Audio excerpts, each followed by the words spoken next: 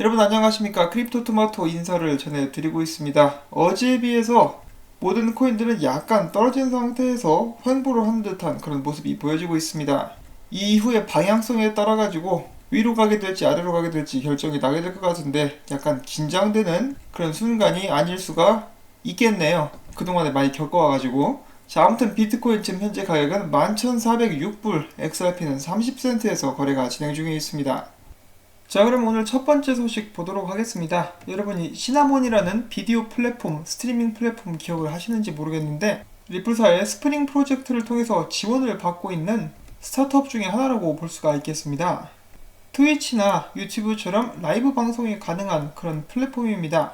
자, 그런데 소개에도 나와 있듯이 이 플랫폼은 인터레저와 코일을 사용하겠다라고 해서 이제 어떻게 보면 리플 플랫폼이다라고도 볼 수가 있겠죠. 자, 이 스트리밍 플랫폼에서 본격적으로 테스트를 하기 시작했다라는 그러한 소식입니다. 완전하게 상용화가 되기까지 얼마나 걸릴지는 모르겠지만은 이 코일을 비롯해가지고 XRP 유동성 증가 그리고 볼륨 증가에도 크게 이바지할 수 있을 것이라고 저는 기대를 많이 하고 있습니다. 이렇게 XRP 관련돼가지고 진행되는 프로젝트들이 너무 많이 있어가지고 저도 가끔 이렇게 깜빡깜빡합니다. 뭐 이런 게 있었지 하고 볼 때마다 놀라게 되는데 하루빨리 상용화가 될 수 있기를 바라봅니다. 자, 그 다음엔 이런 기사가 코인니스에 떠가지고 한번 가지고 와봤습니다. 이 중국계 암호화폐 거래소 OKX가 최신 보고서를 통해가지고 많은 사람들이 묻는 질문이 있죠. XRP 가격이 왜 오르지 않느냐. 그것에 대한 나름의 답을 내놨습니다. 근데 읽어보면은 XRP 시세가 최근 저조한 흐름을 보이는 것은 글로벌 대기업들의 암호화폐 결제 솔루션 시장 진출과 관련이 있다. 리플은 그들과 직접적인 경쟁에 직면할 수 있으며 이는 XRP 가격에 부정적으로 작용하고 있다라고 이야기를 하면서 예를 든 것이 미국 연방준비제도 이사회가 준비하고 있는 패드나우 그리고 컨소시엄 R3, 스위프트, 페이스북의 리브라, JP모건의 JP코인을 이렇게 예로 들었습니다. 이들이 이제 리플사의 직접적인 경쟁사가 될 수 있다는 것이죠. 딱 여기까지 읽어봤을 때 제가 하고 싶은 말은 그 돈 나 주라, 내가 분석해서 줄게. 뭐 말도 안 되는 소리를 하고 있죠. 물론 여러가지 이유가 있을 수는 있겠지만 저는 이건 좀 아니라고 생각을 합니다. 패드나우 같은 경우는 2023년, 2024년 나오게 될 것이라고 이야기를 하고 있는 것이고 그 좀 시기도 광범위해요. 그리고 또한 이 패드나우에서 이 시스템을 개발하기 위해서 기술적인 부분에서 자문을 구하고 있는 회사가 바로 리플사죠. 계속해서 리플사의 직원들이나 임원들을 패스트 페이먼트 태스크포스의 자문단으로 임명을 하는 그런 모습을 보여준 적이 있었고 R3 같은 경우는 리플사랑 함께 일을 하고 있죠. 콜다 세틀러를 통해서. 스위프트 같은 경우는 뭐 그렇다고 치는데 패드나우, R3, 스위프트 모두 지금 현재 XRP랑 경쟁을 하고 있지는 않습니다.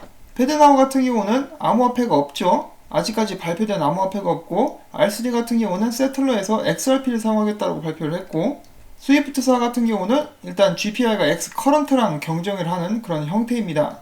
페이스북의 리브라 코인은 나오게 될지 않을지도 모르고 나오게 된다면은 데이비드 마커스가 이야기하기를 미국 내에서라기보다는 주로 제3국 달러나 유료화가 제대로 사용되지 않는 그런 3국에서 적극적으로 사업을 하게 될 것이다라고 청문회에서 이야기를 한 적도 있었죠. JPM 코인 같은 경우는 경쟁사가 될 수가 없습니다. 네트워크 코인이기 때문에 그냥 그 틀에만 JP모건 체이스 네트워크 안에 있는 그런 은행들이나 업체들만 사용을 할 수가 있어요. 그래서 이런 코인들이 나오게 되었을 때 직접적으로 경쟁을 하느냐? 그것은 또 아니지 않나 라고 생각을 하는 것이 이런 코인들을 중간에서 바꿔줄 브릿지 커런시가 필요한데 그 역할을 바로 인터레저와 XRP가 하게 될 수 있다라는 것이죠. 이런 기사가 굉장히 위험한 게 이런 거를 보고 들고 와가지고 계속 헛소리를 해요. 리브라 같은 경우만 해도 나올 수 있을지 없을지조차 모르는데 무슨 XRP 망했다 뭐 이런 이야기를 하는 사람들도 있고 나와도 이제 각국의 중앙은행에서 견제가 얼마나 심합니까? 그런 나라들에서는 처음부터 받아들여지지 않을 수도 있습니다. 반면에 리플사는 중앙은행들이랑 정말 긴밀한 관계를 유지를 하고 있죠. 키포인트는 규제 관계자들, 그 나라에 힘있는 사람들이랑 리플사는 같이 일을 하고 있고 리브라 같은 경우는 반대로 가려고 하고 있다는 것이겠죠. 이 전체적인 시각으로 프로젝트가 발표가 될 때마다 어떤 식으로 각 나라에서 반응하는지를 봐야 되는데 딱 그냥 그 발표만 보고 화이트페이퍼만 보고 전체를 그냥 미래를 읽어버린 듯이 이야기를 하면은 거기에는 오류가 많을 수가 있다라고 이렇게 저는 생각을 하고 있습니다. 자, 근데 이 기사를 계속해서 읽어보면은 좀 말이 되는 그런 부분도 있습니다. 리플은 이미 100개가 넘는 금융기관을 제휴사로 두고 있지만 이들 중 대부분은 XRP를 직접 활용하지는 않는다. XRP의 제도적 채택은 상대적으로 진전이 느려서 토큰 가격의 긍정적인 상승 재료로 쓰이지 않고 있다. 상대적으로 중앙화됐다는 평가를 받는 XRP는 확실히 모든 사람의 취향을 만족시킬 수는 없다. 하지만 향후 결제 및 거래 솔루션 서비스에서 XRP 채택이 더 확대되고 제도적인 관심을 불러일으킬 수 있다면 리플은 충분히 주목할 만하다라고 설명을 합니다. 자, 일단 여기서도 확인을 해봐야 되는 게 100개가 넘는 게 아니라 200개가 넘고 이제 300개에 가까워 가거나 300개를 넘었다라고 볼 수 있는 그런 시점이죠. 근데 그 중에서 XRP를 직접 활용하지 않는 이유는 규제 때문이겠죠. 제도적으로의 채택, 그런 부분도 이제 고려를 해볼 수가 있겠고, 가격 상승의 재료로 쓰이지 않는 것도 어느 정도는 사실입니다. 그것도 그렇긴 한데, 결정적으로는 아직 가격에 영향을 미칠 만큼 쓰이고 있지 않다라는 것도 큰 이유 중에 하나일 수가 있겠죠. 상대적으로 중앙화됐다는 평가를 받는 것은 이 노드 자체는 완전히 탈중앙화가 되어 있습니다. XRP 같은 경우는 작업 증명 방식이 아니기 때문에 유효성 검증자들이 XRP 레저에서 결정에 관련된 역할을 맡고 있죠. 반면에 채굴형 코인들은 이제 채굴자들이 그런 결정권을 가지고 있기 때문에 해시 파워가 높으면 오히려 해킹당할 수가 있는 그런 위험성을 가지고 있습니다. 리플사하고 중앙화되어 있다고 하는 이유는 리플사가 아무래도 많은 물량을 가지고 있기 때문이다 라고 볼 수가 있겠고, XRP의 가격 상승이 저조하는 것은 사실입니다. 그런데 저는 아직 출시조차 되지 않은 코인들, 말 그대로 제대로 된 시스템이 아직 갖춰지지도 않은 코인들 때문에 가격이 안 올라간다? 그건 좀 아니지 않나 라고 이렇게 생각을 해봅니다. 그러고 보니까 페드나우나 스위프트 같은 경우는 코인이 없고 JPM 코인 같은 경우는 일반인들이 쓸 수는 없죠. 그 반면에 XRP는 기존에 있던 지불 회사들에서 이제 사용이 되고 있습니다. 자, 그 다음에는 조금 오래된 소식이기는 합니다. 미국 거래소 중에 폴로니엑스라는 거래소가 있죠. 이 폴로니엑스는 서클 아시죠? 제레미 얼레이의 서클이 운영하고 있는 암호화폐 거래소입니다. 그리고 서클은 골드만삭스로부터 투자를 받고 있는 그런 회사이죠. 이곳에서 XRP와 스테이블 코인인 USDC 그리고 XRP와 테더를 이용한 마진 거래 페어가 활성화되었다라는 그런 소식이 나왔습니다. 이 마진 거래는 너무 살벌하기 때문에 여러분들께서 웬만큼 자신이 있지 않으시면 이제 피하기를 추천을 드리고요. 자, 그 다음 짧은 소식으로는 이 코보 볼트라는 하드웨어 원래 회사가 있다라고 합니다. 저도 어떤 회사인지 잘 몰랐었는데 이번에 하드웨어 업데이트를 하면서 XRP를 지원하게 되었다라는 짧은 소식 나와서 여러분들께 전달을 해드립니다. 자, 그 다음에 얼마 전에 WireX, 그러니까 암호화폐를 사용해서 지불을 할 수 있게 해주는 직불카드 개념의 그 CEO가 나와가지고, 그 회사의 CEO가 나와가지고 XRP야말로 완전한 증권이다 라고 이야기를 해가지고 많은 사람들의 원성을 샀었죠. 그래서 XRP 멤버 중에 한 명이 지난번에는 가위로 WireX 카드를 잘랐는데, 이번에는 뭐라고 하는지는 모르겠는데 이 공구로 WireX 카드를 잘근잘근 잘라버리는 모습이 또 나와가지고 공유를 해드립니다. WireX CEO. XRP's no security.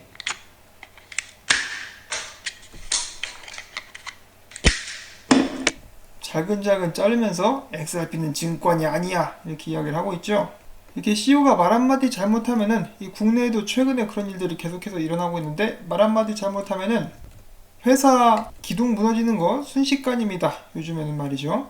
자, 그와 동시에 크립토 에리님께서 이렇게 이야기 해주셨는데, 이 크립토닷컴에서 XRP를 다시 추가를 했고, 간단하게 미국 내에서도 은행 계좌를 사용해가지고 구매가 가능하며, 이 크립토닷컴에서 WireX와 마찬가지로 직불카드, 암호화폐 직불카드를 선보였다라고 또 이야기를 해주고 있습니다. 이건 마치 전에 코인베이스가 XRP 상장 안 한다고 해가지고 이 많은 고객들을 바이낸스 및 다른 거래소에 빼앗겼었던 그런 일을 생각나게 하는데, 이 WireX 같은 경우도 CEO가 이제 다시 기어 나와가지고 내가 실수했다라고 사과를 하지 않는 한 계속해서 이런 반감은 지속되지 않을까 싶습니다. 코인베이스도 나중에는 두 손 두 발 다 들고 XRP를 상장하게 되었죠. 그것뿐만 아니라 코인베이스에서는 나중에 국제 송금을 할 때 XRP를 하면 좋다라고 광고까지 해주는 그런 모습들도 보여준 적이 있었습니다. 자, 그 다음에 준비를 해본 소식은 XRP가 직접적으로 언급되진 않았지만은 거의 XRP를 이야기하는 것 같다라고 해가지고 커뮤니티에서 한때 많은 주목을 받았었던 그러한 소식입니다. 여기 있는 이 사람의 이름은 피터 슈프라고 합니다. 이제 이름이 굉장히 이제 귀에 익으셨을 것 같은데, 이 사람은 투자회사인 유로패시픽 캐피탈의 CEO이자 금 찬양론자로 많이 알려져 있는 그런 사람이죠. 또한 강도 있는 비트코인 비판을 통해 가지고 특히 여기는 이 사람 모건 크릭의 공동 창립자 안소니 팜폴리아노와 여러 가지 설전을 벌인 것으로도 유명한 사람입니다. 이 사람이 최근에 CNBC에서 비트코인에 관련된 토론을 하기 위해서 나와가지고 피터 쉬프가 모건 크릭의 공동 창립자인 그리고 비트코인 찬양론자인 안소니 폼폴리아노에게 이렇게 이야기를 합니다. 나는 역사를 통틀어가지고 혁신이 이루어졌던 것들 중에서 첫 번째 발명품이 최고가 된 경우는 본 적이 없다. 바로 비트코인을 지칭하고 있는 이야기지요. 그래서 계속해서 하는 말이, 나는 당연히 누군가가 비트코인보다 더욱더 낮고 빠르고 안정적이며 보안이 강한 암호화폐를 만들지 않겠느냐라고 묻고 싶다라고 이렇게 이야기를 합니다. 그래서 이런 것을 딱 보면서 사람들이 바로 이렇게 이야기를 하는 것이죠. 비트코인보다 더 낮고 빠르고 안정적이며 보안이 강화된 암호화폐, 바로 XRP다. 직접적으로 XRP에 대한 이름을 올리지는 않았지만은 묘사하는 것이 완전히 그냥 XRP다라고 많은 사람들이 이야기를 하고 있습니다. 뭐 이런 부분 같은 경우는 희망회로라고 볼 수가 있겠죠.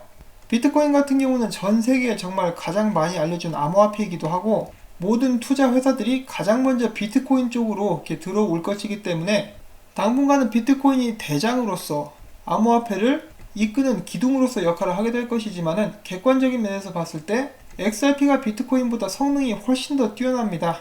거래, 처리 속도, 보안성, 사용하는 가격, 수수료, 유동성 등등에서 말이죠. 그래서 이 피터 쉬프가 정말로 마음속에서 XRP를 염두에 두고 이런 발언을 한 것인지는 100% 밝혀지지는 않았죠. 당연히 말을 안 했으니까. 그렇지만은 그가 이 토론에서 묘사한 똑같은 코인은 이미 나와 있는데 그것이 바로 XRP다라고 볼 수가 있겠죠.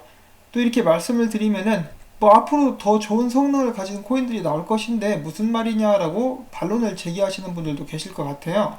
당연히 그럴 수 있습니다. 미래는 모르는 것이니까요. 하지만 지금 시점으로 봤을 때 리플사처럼 제대로 사업을 확장해 나가고 있고, 전 세계에 있는 모든 정부 관계자 및 규제 관계자들과 함께 일을 하고 있으며, 마찬가지로 전 세계 중앙은행들, 세계은행, IMF 등등과 계속해서 관계를 맺고 있으며, 전 세계 여러가지 사업 분야에서 동시다발적으로 생태계를 구축하고 있는 것은 리플사밖에는 없고요. 미래에도 이 정도 규모로 사업을 하는 회사는 나오기 힘들지 않을까 하는 그런 생각을 가져봅니다. 물론 XRP 가격이 지금 당장 그에 받쳐주지 못해가지고 많은 놀림감이 되고 있는 것도 사실이죠. 그렇지만 이 피터 쉬프가 이야기를 한 대로 이런 조건들을 만족시켜주고 있기 때문에 더욱더 많이 사용될 수 있기를 미래에 바라보고, 그렇게 되었을 때 가격 변화를 저희는 다시 한번 또 확인을 해볼 수 있지 않을까 하는 생각을 가져봅니다. 자, 그 다음에 매탱이의 트윗 하나를 가지고 와봤습니다. 매탱이는 아직도 역시 XRP에 대해서 굉장히 긍정적인 그런 의견을 가지고 있는데요. 그럼에도 불구하고 그가 약간 불안할 수 있는 것을 짚어주었습니다. 일봉으로 봤을 때 곧 있으면은 XRP 차트상에서 데드크로스가 나올 수 있다고 합니다. 자, 부디 XRP 가격이 올라가서 이 데드크로스가 나오지 않았으면 좋겠는데, 비트코인이 떨어지면서 데드크로스가 나오게 되면은 아무래도 이 XRP 가격에 좋지 않은 영향을 미치게 될 수도 있다라고 이렇게 말씀을 드리고 싶고요. 그렇지만 비트코인이 하락하지 않고 횡보를 해준다, 그러면서 알트코인 펌핑이 온다, 그렇게 됐을 경우에는 그렇게 크게 걱정하지 않아도 되는 그런 사안이 될 수가 있습니다.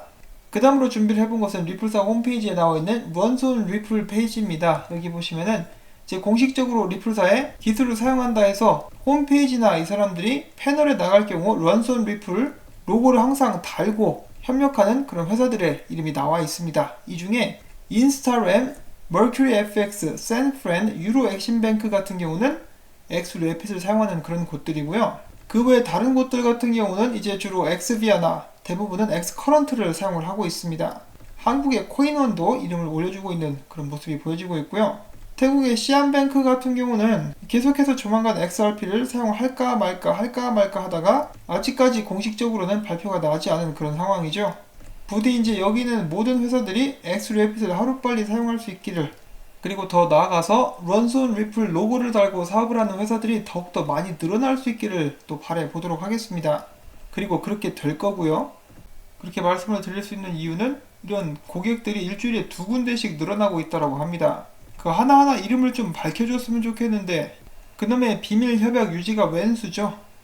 그리고 제가 이제 또 영상을 마치려다가 보게 된 자료인데요. 폼플리아노가 이런 글을 올렸죠. 아르헨티나 페소가 계속해서 가치가 떨어지고 있습니다. 오늘만 해도 미국 달러 대비해서 25% 정도가 떨어졌다라고 이렇게 이야기를 하고 있는데, 제가 이것을 왜 가져왔냐면은 이제 여러분들께서 한번 생각을 해보시면은 미국 기업이나 다른 나라 기업에서 예를 들어 한국 기업만 해도 아르헨티나랑 이렇게 사업을 같이 하고 있다라고 생각을 해보십시오. 그러면은 그쪽의 대금 관련 문제를 해결하기 위해서 노스트로 어카운트를 들고 있겠죠. 한마디로 이제 한국 사람이 아르헨티나 돈을, 그러니까 회사 자금을 아르헨티나에 있는 은행 내에 가지고 있다라는 것입니다.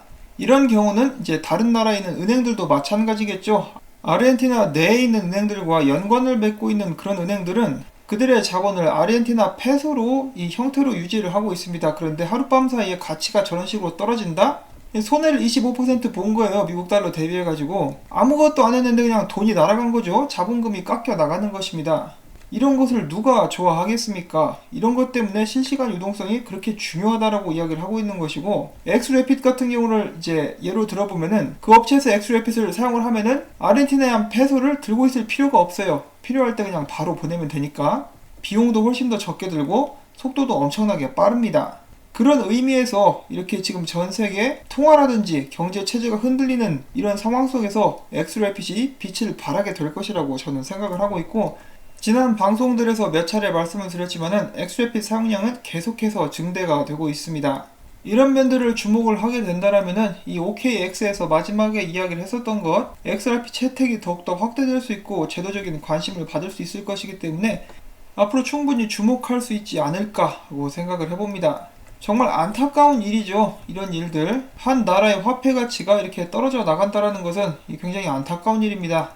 부디 이 나라 내에서, 그리고 이 나라에서 사업을 하고 있는 사업체들도, 해외 기업들도 이 위기를 잘 헤쳐나갈 수 있기를 바라면서 오늘 영상은 또 여기서 마무리를 짓도록 하겠습니다. 오늘 영상도 시청해주셔서 정말로 감사드리고요. 도움이 되셨다면 언제나 그렇듯이 구독과 좋아요, 그리고 도움이 됐으니까 광고 좀 봐줘야겠다라는 의미에서 광고 시청을 처음부터 광고가 마무리될 때까지 여러분들께 부탁을 드리도록 하겠습니다. 이 바쁘신 분들은 광고가 나오는 동안에 다른 일들을 하시면서 듣기만 해주셔도 엄청난 도움이 됩니다. 항상 여러분들께 감사한 마음을 가지고 있고요. 전 다음에 새로운 소식 가지고 또 찾아뵙도록 하겠습니다. 안녕히 계십시오.